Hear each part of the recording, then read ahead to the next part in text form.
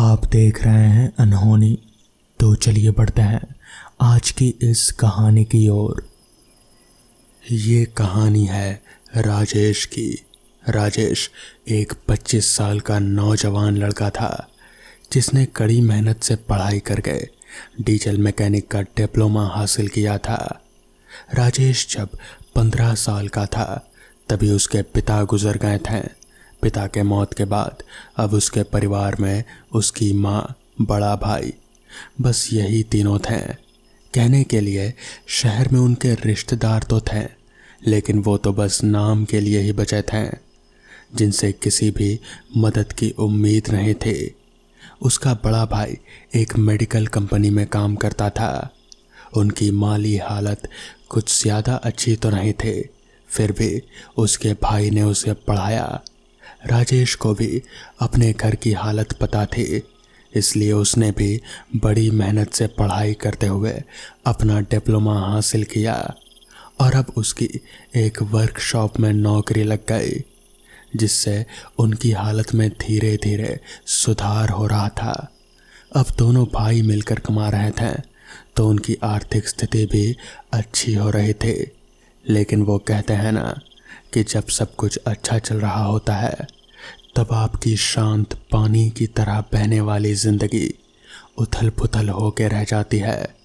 राजेश के साथ भी कुछ ऐसा ही हुआ। कोरोना महामारी के चलते कई लोग बेरोजगार हो गए, जिसकी चपेट में राजेश भी नहीं बच पाया और उसकी भी नौकरी चली गई। राजेश बेरोजगार हो गया। गनीमत थी कि उसके भाई की नौकरी अब तक सही सलामत थी। ऐसे ही कुछ महीने बीत गए। शाम का वक्त था। राजेश चाय की टपरी पर अपने एक दोस्त के साथ बैठा हुआ था। राजेश कई महीनों से बेरोजगार बैठा था, इसलिए उसने अपने दोस्त से कहीं काम दिलाने की रिक्वेस्ट की। यार रवि, कई महीनों से यूं ही खाली बैठा हूँ यार, अगर तेरी नज़र में कोई अच्छी सी जॉब हो तो प्लीज़ बताना भाई। उसके दोस्त ने कुछ सोचते हुए कहा, देख, मेरी पहचान में एक आदमी है जिसका ऑनलाइन टैक्सी बुकिंग का बिजनेस है और उन्हें अच्छे ड्राइवर की ज़रूरत है। अगर तू कहे तो मैं उनसे बात करता हूँ। राजेश के पास और कोई चारा नहीं बचा था। उसने सोचा कि कोई दूसरी अच्छी नौकरी मिलने तक कुछ दिन ये ही काम कर लेता हूँ, इसलिए उसने हाँ कर दी। राजेश अब टैक्सी चलाकर परिवार में अपना थोड़ा बहुत योगदान दे ही रहा था। उसके काम का कोई तय किया हुआ वक्त नहीं था। दिन हो या रात, ऑनलाइन बुकिंग आने पर उसे कभी भी तैयार रहना पड़ता। इसी के चलते कभी कभार उसे शहर से बाहर भी जाना पड़ता था। इसी तरह से दिन कट रहे थे। कभी दिन जद्दोजहद करने में निकलता तो कभी रात काली हो जाती। ये नया काम उसके लिए बहुत ही असुविधाजनक साबित हो रहा था, जिसकी वजह से उसके खाने पीने और सोने पर बुरा असर पड़ रहा था। लेकिन घर में पैसों की तंगी के चलते वो ये काम छोड़ भी नहीं सकता था। कोई दूसरा काम मिलने तक उसे यही काम करना जारी रखना पड़ा। एक्स्ट्रा पैसों के लिए ऑनलाइन बुकिंग के अलावा वो कभी कभार अपनी मर्जी की सवारी भी बिठा लेता। एक रात राजेश अपने किसी कस्टमर को उसके मंजिल तक छोड़कर वापस आ रहा था। तभी रास्ते के किनारे पर उसे कोई शख्स खड़ा हुआ दिखा। वो आदमी राजेश को हाथ दिखाकर टैक्सी रोकने की गुजारिश कर रहा था। राजेश ने उसके पास जाकर अपनी टैक्सी रोकी और उसे ध्यान से देखा। उस आदमी ने ओवरकोट और सिर पर काली हैट पहनी हुई थी, जिसे देखकर राजेश को थोड़ा अजीब लगा कि इतनी गर्मी में इसने ओवरकोट क्यों पहन रखा है। उस आदमी ने पूछा, विक्रोली चलोगे? विक्रोली उस जगह से काफ़ी दूर था और दिन भर टैक्सी चलाने से राजेश काफ़ी ज़्यादा थक चुका था, इसलिए उसने मना कर दिया। वो आदमी ज़ोर देते हुए बोला, देखो, अगर तुम मुझे मेरी मंजिल तक पहुंचा दोगे तो मैं तुम्हें 4 गुना ज़्यादा किराया दूंगा। ये सुनने के बाद राजेश उस आदमी को मना नहीं कर पाया। राजेश की आंखों में एक चमक आ गई और उसने उसे अपनी टैक्सी में बिठा लिया। करीब आधे पौने घंटे बाद राजेश ने उस आदमी को अपनी मंजिल तक पहुंचा दिया। टैक्सी से उतरकर उस आदमी ने अपने वादे के मुताबिक राजेश को 4 गुना ज़्यादा पैसे दिए, जिसे पाकर राजेश बड़ा ही खुश था। राजेश वहाँ से निकलता कि तभी उसे फ़ोन की रिंग सुनाई दी। उसने पीछे मुड़कर देखा, गाड़ी की पिछली सीट पर पड़ा हुआ एक मोबाइल बज रहा था। राजेश ने उस फ़ोन को अपने हाथ में लेते हुए कहा, अरे यार, लगता है वो आदमी अपना मोबाइल भूल गया, वो ज़्यादा दूर नहीं गया होगा। ऐसा कहकर राजेश तुरंत टैक्सी से नीचे उतरा और बाहर आकर उस आदमी को ढूंढने लगा, पर अब उसे वो आदमी कहीं दिखाई नहीं दे रहा था। राजेश ने थोड़ा आगे जाकर भी देखा, लेकिन वो पूरा इलाका बिल्कुल सुनसान था। राजेश हैरान होते हुए खुद से बोला, ये कैसे हो सकता है? उस आदमी को अभी यहाँ से गए 1 मिनट भी नहीं हुआ और इतनी जल्दी वो कहाँ गायब हो गया? ये मोबाइल तो काफ़ी महंगा लगता है, कम से कम 50,000 का तो होगा ही। इसे पुलिस स्टेशन में जमा कर देता हूँ, फिर वो जाने और पुलिस। इतना बोलकर राजेश ने अपनी टैक्सी घुमाई और मोबाइल को जमा करने पुलिस स्टेशन की तरफ निकल पड़ा। रात के 11 बज रहे थे। राजेश टैक्सी चलाते हुए सोच रहा था, आज फिर से रात काली हो गई। अब पुलिस स्टेशन जाने में और इस मोबाइल को वहाँ जमा करने में कम से कम आधा घंटा तो लगेगा ही, और फिर वहाँ से घर पहुँचने में 1 घंटा। क्या मुसीबत है यार, तंग आ चुका हूँ। काश जल्दी से कोई दूसरा काम मिल जाए। राजेश ये सब बोल ही रहा था कि तभी वो फ़ोन फिर से बज उठा। राजेश ने सोचा कि शायद उसी आदमी का कॉल हो सकता है। शायद उसे पता चल गया हो कि वो अपना मोबाइल उसकी टैक्सी में ही भूल गया, इसलिए किसी दूसरे नंबर से फ़ोन कर रहा होगा। ऐसा हुआ तो ठीक ही है, कम से कम वो पुलिस स्टेशन के माथापच्ची से तो बच जाएगा। ये सोचकर उसने कॉल रिसीव किया। हेलो हेलो राजेश, कैसे हो? सामने वाले के मुंह से अपना नाम सुनकर राजेश चौंक गया। उसने कसकर ब्रेक दबाते हुए टैक्सी रोकी और हैरान होते हुए पूछा, जी आप कौन हैं और मेरा नाम कैसे जानते हैं? सामने से आवाज़ आई, मैं तुम्हारे बारे में सब कुछ जानता हूँ और ये भी जानता हूँ कि तुम्हें इस वक्त पैसों की बहुत ज़्यादा ज़रूरत है। मैं इस मामले में तुम्हारी मदद कर सकता हूँ। मैं तुम्हें इस फ़ोन पर एक एड्रेस भेज रहा हूँ।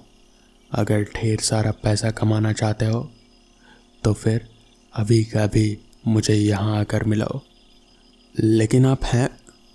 राजेश आगे कुछ पूछता, इतनी देर में ही फ़ोन कट गया। राजेश को ये सब बस मजाक लग रहा था, लेकिन तभी उस मोबाइल पर एक मैसेज आया जिसमें एक एड्रेस लिखा हुआ था।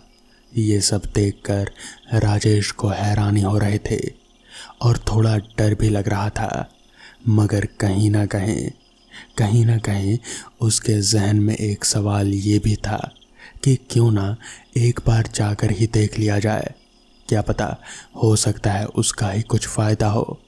जिसके बाद उसने अपनी गाड़ी उस एड्रेस की ओर घुमाई। करीबन आधे घंटे के बाद वो ठीक उस एड्रेस पर खड़ा था। वहाँ आसपास कहीं कुछ भी नहीं था, ना कोई घर, ना कोई कस्बा, ना ही कोई गाड़ी और ना ही कोई इंसान। बस एक खाली सी सुनसान सड़क, दोनों तरफ जंगल, और राजेश अपनी टैक्सी लिए वहीं पर खड़ा था। उसे समझ नहीं आ रहा था। उसे लगा कि शायद ये सब कोई मजाक है, मगर तभी उसकी नज़र रास्ते के किनारे थोड़ा नीचे झाड़ियों की तरफ गई। उसने देखा कि वहां पर एक आदमी पड़ा हुआ है। उसने करीब जाकर देखा तो वो आदमी, उसके सिर पर गहरी चोट लगी हुई थी और वहां से खून भी बह रहा था। वो आदमी शायद खून बहने की वजह से बेहोश हो चुका था, मगर उसकी सांसें चल रही थी। राजेश को लगा कि शायद इसे चोट लगी होगी। वो उस आदमी के करीब गया और उसे उठाने की कोशिश करने लगा, मगर वो आदमी बेहोशी से जाग ही नहीं रहा था। राजेश को लगा कि ऐसे उसे अस्पताल ले जाना सही नहीं होगा। उसने सोचा कि हो सकता है शायद कोई गाड़ी इसे टक्कर मार कर गई हो। क्यों ना पुलिस को फ़ोन किया जाए। राजेश ने तुरंत नंबर डायल किया और पुलिस को फ़ोन किया। कुछ देर बाद पुलिस की एक टीम वहां पहुंची। पुलिस वालों ने उस आदमी को देखा और फिर राजेश की ओर देखा, जिसके बाद उन्हीं में से एक पुलिस अफसर राजेश के पास आया और बोला, मिस्टर राजेश राइट? आप नहीं जानते आपने हम पर कितना बड़ा एहसान किया है। एहसान? नहीं, मैंने तो बस फ़ोन किया, उसे शायद चोट लगी थी तो मैंने सोचा कि आप लोगों को फ़ोन कर देना चाहिए। नहीं सर, आपने एहसान ही किया है। आप नहीं जानते कि ये आदमी कौन है। ये एक हत्यारा है। इसने 2 लोगों का कत्ल किया और फिर फरार हो गया। पुलिस कब से इसकी तलाश में थी और आज आपने इसे हमारे हवाले कर दिया। बस आपको 5 मिनट के लिए हमारे साथ पुलिस स्टेशन चलना है। वहाँ कुछ फॉर्मेलिटी है, फिर उसके बाद इनाम का पैसा आपका और फिर आप अपने रास्ते और हम अपने काम पर। इनाम? मैं कुछ समझा नहीं। सर, आप नहीं जानते हैं, इस आदमी के ऊपर इनाम है पूरे 65,000 रुपये का। बस आप 5 मिनट के लिए पुलिस स्टेशन चलिए, सारा काम निपट जाएगा। राजेश को कुछ समझ नहीं आ रहा था कि आखिर ये सब क्या हो रहा है। खैर, वो पुलिस वाले के साथ स्टेशन पहुंचा और वहां पर कुछ फॉर्मेलिटीज़ पूरी करने के बाद पुलिस वाले ने उसे इनाम का पैसा दे दिया। राजेश वहां से निकलने ही वाला था कि तभी पता नहीं उसके दिमाग में क्या आया। उसने उस पुलिस वाले से पूछा, सर क्या आप बता सकते हैं कि इसने किन 2 लोगों का कत्ल किया था? पुलिस वाले ने राजेश को उन दोनों आदमियों की फ़ोटो दिखाई, जिनमें से एक वही ओवरकोट और हैट वाला आदमी था जो कुछ घंटे पहले ही राजेश की टैक्सी में बैठा था और अपना मोबाइल छोड़ दिया था। राजेश भागकर अपनी टैक्सी के पास गया। उसने पूरी टैक्सी छान मारी, मगर उसे वो मोबाइल कहीं नहीं मिला। राजेश के दिमाग में अब भी कुछ समझ नहीं आ रहा था, मगर उसे पैसे मिल चुके थे, काफ़ी ज़्यादा पैसे, जिससे उसकी आर्थिक हालत अब काफ़ी सुधर सकते थे।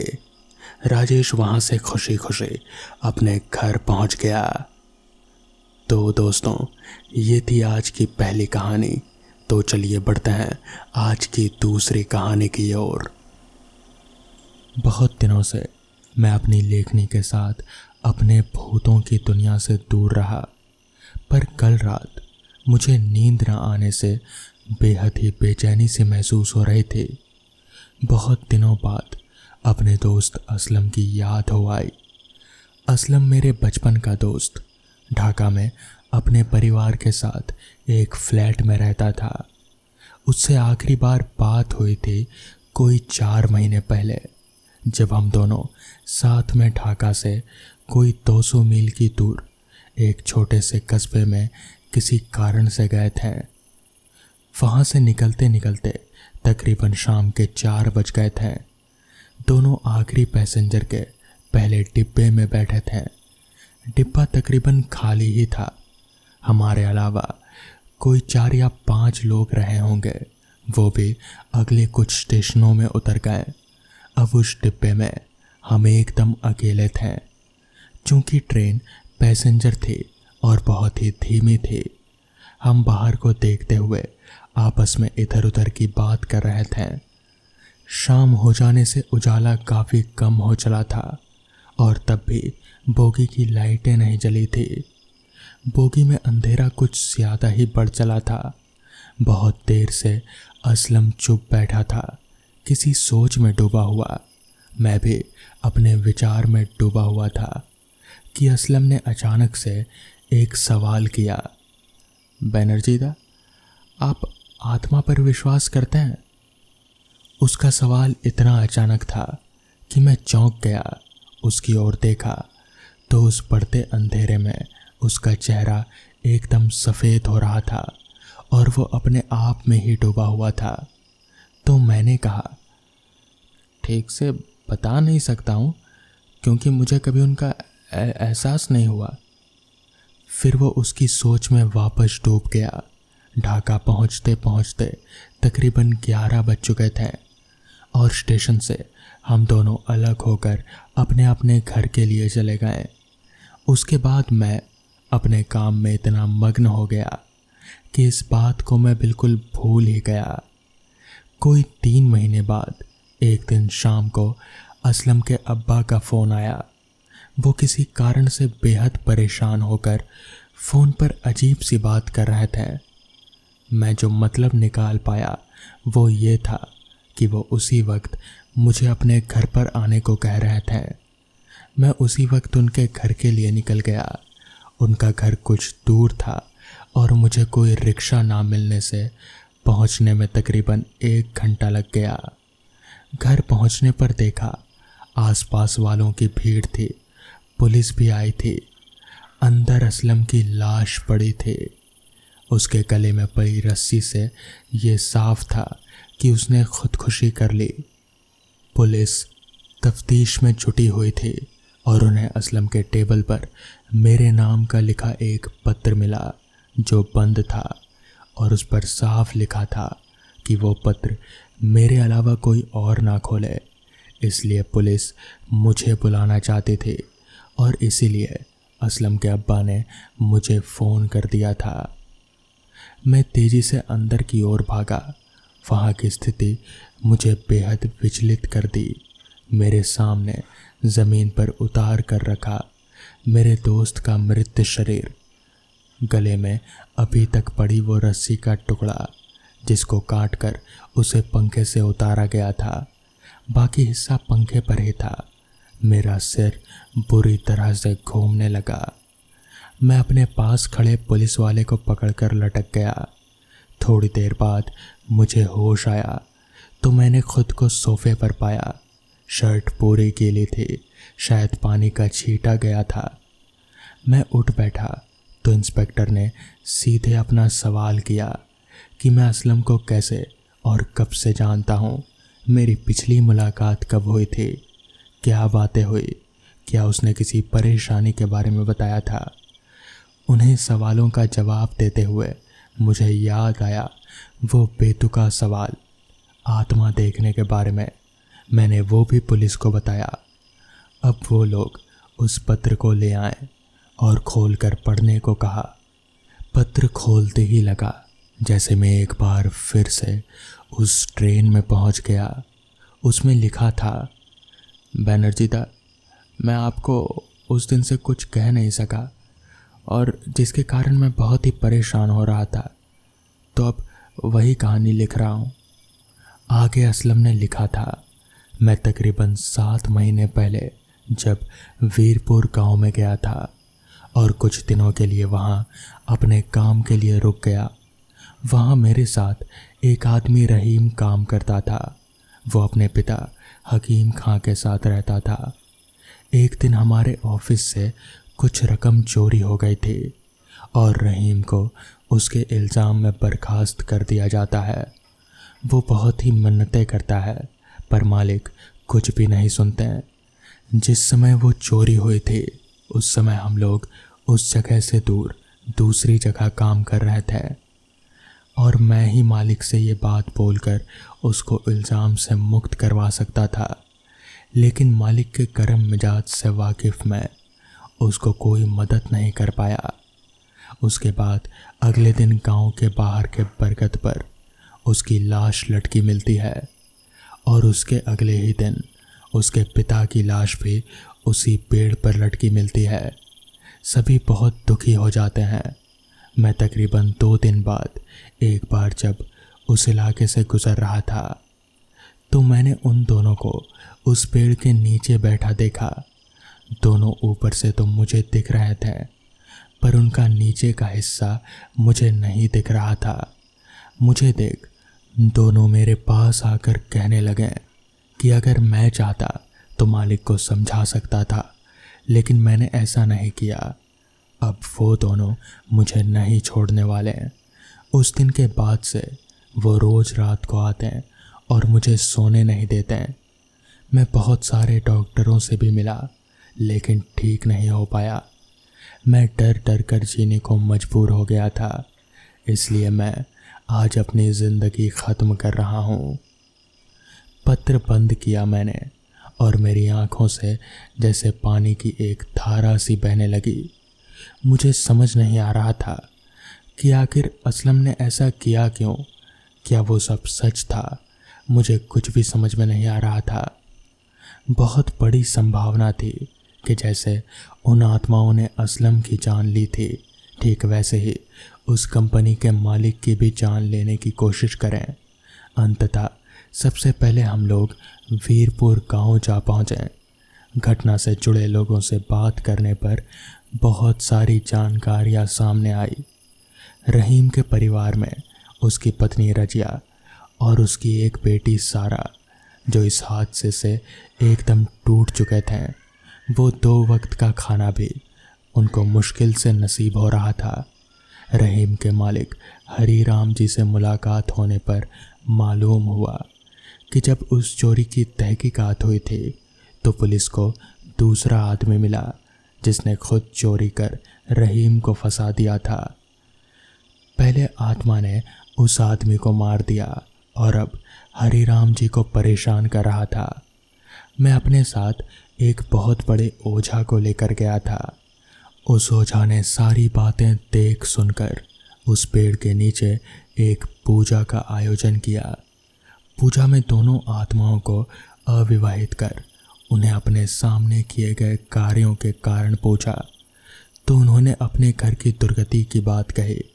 हरिराम जी ने उन्हें वचन दिया कि उनके घर की सारी जिम्मेदारी वो खुद लेंगे, उनकी बेटी की पढ़ाई का पूरा खर्चा उठाएंगे, निकाह की जिम्मेदारी भी लेंगे। इसके बाद फिर उस गांव में कोई भी परेशान नहीं हुआ। मैंने रहीम की पत्नी को अपना नंबर दे दिया और कहा कि किसी भी तरह की कोई परेशानी हो तो मुझसे मदद मांगिएगा। रात को वीरपुर से जब ट्रेन में बैठे तो लगा जैसे प्लेटफॉर्म पर कोई खड़ा हाथ हिला रहा है। आखिरकार असलम की उस गलती को ठीक कर उसकी आत्मा को भी शांति मिल ही गई। तो दोस्तों, ये थी आज की कहानियाँ। अगर आपको ये कहानियाँ पसंद आई हों तो वीडियो को लाइक और चैनल को सब्सक्राइब करना ना भूलें। तो मैं आपका दोस्त आर्यन जल्द ही मिलूँगा आपसे ऐसी ही नई कहानियों के साथ। तब तक के लिए अपना ख्याल रखें।